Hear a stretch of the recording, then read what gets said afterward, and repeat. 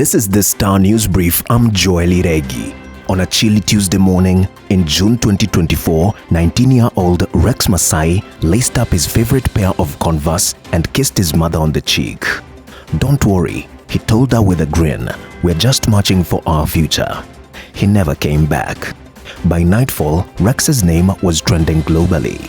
He had been shot dead on Moi Avenue. Kenya National Commission on Human Rights confirmed that there were 63 police killings from the protest. Get a copy of the Star e-paper for only 40 shillings by logging on to www.mgazzetti.com.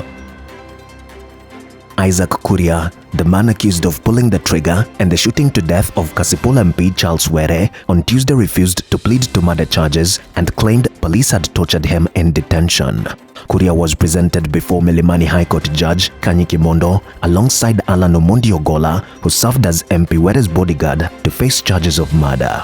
And after the court confirmed through mental assessment reports that the duo was fit to plead and the charges read out to them, Kuria refused to plead, saying he could not do so virtually. Landlords and real estate managers risk a 10 million shilling fine or a 5-year jail term or both for limiting tenants' internet provider options.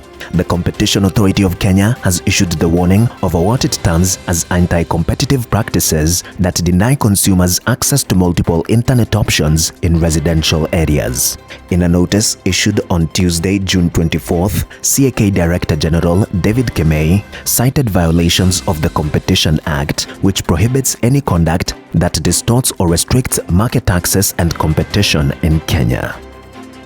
Heart of Nairobi's sprawling slums, Mathare, Korogosho, and Mukuru, there exists a generation of boys whose lives once depended on scavenging the toxic, refuse-choked waters of the Nairobi River.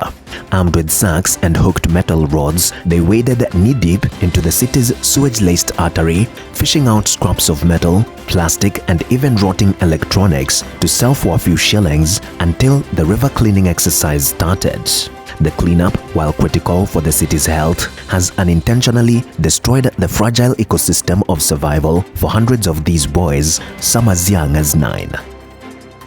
Former Deputy President Rigathi Gachagua has proposed that all Democracy for the Citizens Party governor candidates sign pre-election agreements committing to share 50% of county government positions with the party if elected. Speaking at his Wamunyoro home in Nyeri County, where he hosted leaders from the Maa community, Gachagua said the move is aimed at accommodating party loyalists and election losers who stood with DCP during campaigns.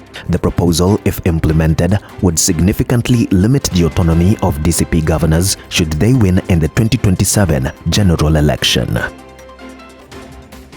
Get a copy of the Star e-paper for only 40 shillings by logging on to www.mgazzetti.com.